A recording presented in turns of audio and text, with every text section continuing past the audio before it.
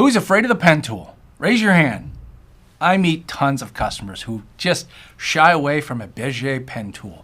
And we have it in Illustrator, in Photoshop, in After Effects, and InDesign. So I want to show you a couple of subtle differences within the applications, how to move them from different applications. But the pen tool, you shouldn't be afraid of the pen tool because it is a fantastic tool and it is not that hard to use. I also want to show you that moving stuff between Illustrator and other applications requires this old feature we added years ago called AICB, Adobe Illustrator on the clipboard, which is really complex PostScript information captured in the clipboard. Bottom line is you end up with a perfect vector path in these other applications. It's not that difficult. All right, let's go in and just look at some rudimentary techniques inside here. So the one great thing about working with the pen tool is that all of these extra pen commands can be created just by using this pen tool right here. So you don't have to constantly keep going back and forth and getting that and clicking on that. Just use the same command. The other thing that I'm going to switch is inside here, we've got a direct selection tool and a direct select group. I'm just going to leave it on what a lot of people will call the white arrow. And if I grab my pen tool and then press my command key on the Mac, Control on Windows, you can see it gives me that tool. Now, by default, it's the Move tool. And the Move tool selects all of the points and moves the whole thing. But there's a good chance that sometimes when you're deep inside editing a path, you quickly just need to select a point or a couple of points and move them. If you have the regular Move tool, it selects all the point. Having the white arrow allows you just to select those little pieces inside there. So I always get that before I go into the pen tool. Now it's loaded on my command key. So I have the Create a Point tool. So when I click and click and click, I'm creating a point. So that's one tool. Click and drag, and I'm creating a smooth point. And if I click and drag and add the Option key on Mac, Alt on Windows, I can turn a corner. So you can see I'm pulling on the Bezier handle and drawing out from there. So the shape I'm drawing is not that specific, but the way that I'm drawing it is very important. So let me just zoom in on this, and you'll see when I finish this up, there's a tiny little circle that shows up. This is telling me now that I'm about to create a closed path. Anytime you're going to fill something, you have to have a closed path. You will create an enormous amount of problems down the road if you think you closed the path and you didn't. So I'll click, and now my path is closed. Okay, so let's go back and look at the tools. We have the pen tool. We have the Convert Anchor Point, Add and Delete. Remember I said you don't need those, you have them all with this tool. So watch this. This is a point that's already there. Watch what happens when I mouse over. It changes to a minus point. So I'll click, it deletes the point. Go back over that, turns to a plus, click Add. So there's 3 tools in one that you don't have to keep going to get. Now I said all of them were in there with a modifier key. When I mouse over and hold the Option key on Mac, Alt on Windows, I can now convert a point. So when I pull that out, I'm pulling the handle out. When I click on it again, I make it into a corner point. So you can easily start to turn these to corner points.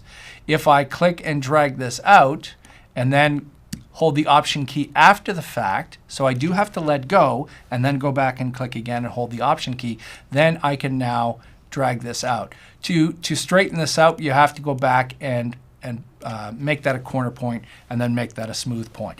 So that might sound like a jumble of information, but the bottom line is I grab the pen tool, I grab the white arrow tool, and I am away and working. Okay, another great thing that I like working with vector paths in Illustrator, I'm just going to grab a simple shape here, is when I drag this out, here I'm drawing a rectangle. If I want to draw a rectangle, but the rectangle is the right size, but it's in the wrong position, I still have my hand on the mouse. If I push the space bar, I can move this around and resize this. So this is great if you're trying to match a shape that's already on the page. And that makes it easy. Okay, delete that. Remember I mentioned in Preferences, it's in the Illustrator menu on the Mac and in the Edit menu on Windows, File Handling, and Clipboard. This is the default setting. copy as Adobe Illustrator on the clipboard. So this is really the highest level of control that you want. Again, the default within Adobe applications, this is what they expect. Now, one application I'm not going to show here is InDesign, but guess what? You just saw InDesign. Every single thing I showed you in Illustrator is mirrored in InDesign. It's a fantastic drawing tool. It will accept all of these paths copied and pasted directly. And once it's an object that's pasted in InDesign, it's an InDesign object. So I don't really need to show you those things. Oh yeah, the one thing I do want to make sure you know is that when we're drawing a path, just like with that rectangle tool, I haven't let go of my mouse. That's the point. If I push down the space bar, I can change that point while I'm still drawing it. And this is great if you're trying to redraw logos, which I did for years back in the 90s. You get a photograph, you have to zoom in, you have to find all these contours and draw around it. Okay, so let's finish up our path here and let's copy this. Got the selection tool, select the whole thing, edit, copy. So it's now used AICB, it's in the clipboard. So if we jump over to Photoshop and I paste, Photoshop actually has 4 options for pasting in these paths. The first one is a shape layer. When I choose this and pick a shape layer, it's a shape layer. Where did the vector path go? It's right over there. If I go and grab some of the tools like the white arrow tool, and click inside here, I can still edit this. And a shape layer in Photoshop is basically a vector shape with a single color stuck inside. Now remember, we can also have vector masks inside Photoshop, so this shape could be a mask. So let me delete that one, paste again. As a regular path, and this just shows up, click OK, in our paths inside here. A little warning about whenever you see an italic when it says work path, you learned this a long time ago. Double click and at least name it or hit OK. If you don't do that, you could lose your path. The italic name means it's just sitting there waiting for you to do something. If you think it's going to be there, next time you open this image, it won't. It will be deleted. So make sure you save that. OK, so that's another way to get it in here. Paste again. Pixels, of course, is just going to paste it in as pixels. Remember, this was not a filled color. This was a black stroke drawn in Illustrator. So now we have a single layer here, which is actually white fill, black stroke from Illustrator. And then the last one, a smart object, click OK. This comes in as a smart object that's linked to the original Illustrator file. This is pretty powerful. If this was a logo or something that I wanted to bring in here and print and work with high quality, this is a great choice because I can scale it up, scale it down, work with it, print it, and it's going to be perfect. But I don't want to work with those. I want to show you the same tools inside here that we were just working with Illustrator. Again, click and hold, pen. We've got a freeform pen tool, which is an additional thing. We've got the same kind of tools in Illustrator, but we're concentrating on these 4. So again, there's my pen tool. As I start to draw this around, click, hey, there's the space bar. Guess what? Doesn't work. Used to work. We're using CS 5.5 applications in here, and Illustrator and Photoshop actually stayed at CS 5.1. So this is a CS 5 feature. That space bar does not work in Photoshop. I can close that path. I can have that path selected, and up here you have to make sure the automatically add and delete points is turned on, and then we can add our points, delete our points. Option or Alt on Windows, click to change to a corner point, click to drag that out. So all of those same kind of commands. There's also a white arrow tool hidden inside here, so it's normally the path selection tool. So again, this is the reason why I don't use that. I'll hold my command key down and it's going to grab that one normally. And that selects all the points. That's not what I want. I want the other arrow tool, which will allow me to select just a few points and move them around. So almost the same as Illustrator. It's missing the space bar unlock for dragging the points, but that space bar unlock position, which is what I'm calling it, does work for things like shapes and rectangles. So that is the same. All right.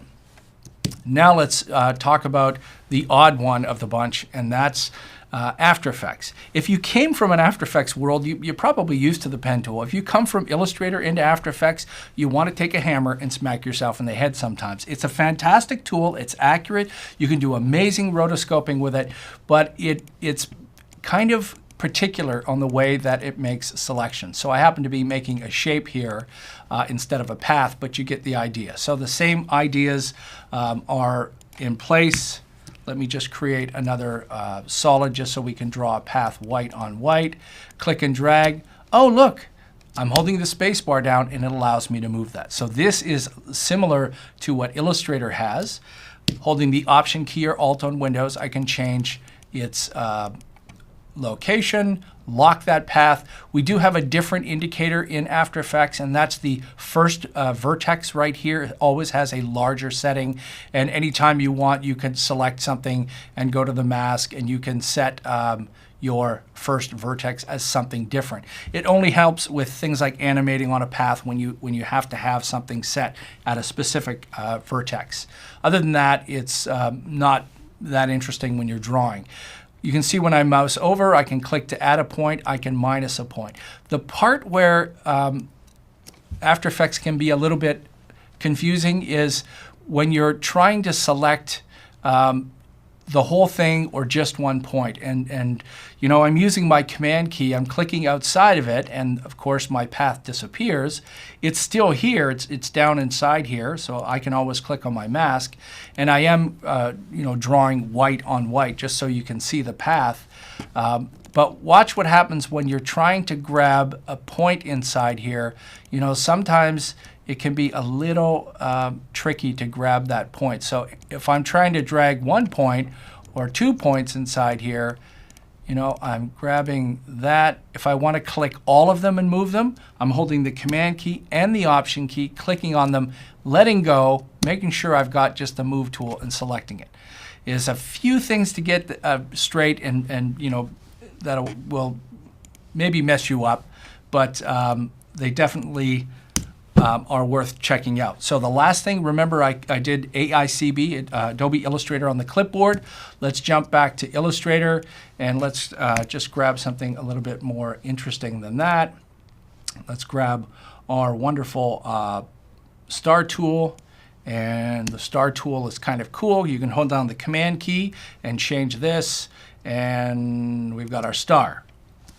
Edit, copy, back to After Effects, and if I just paste this in here, it's going to paste this in as a mask if you initially have a mask. So After Effects wants to know whether you're working with a shape or a mask. So let me just delete this, create a new solid, which is basically the way we work. If I paste this in, it won't always paste correctly as a mask.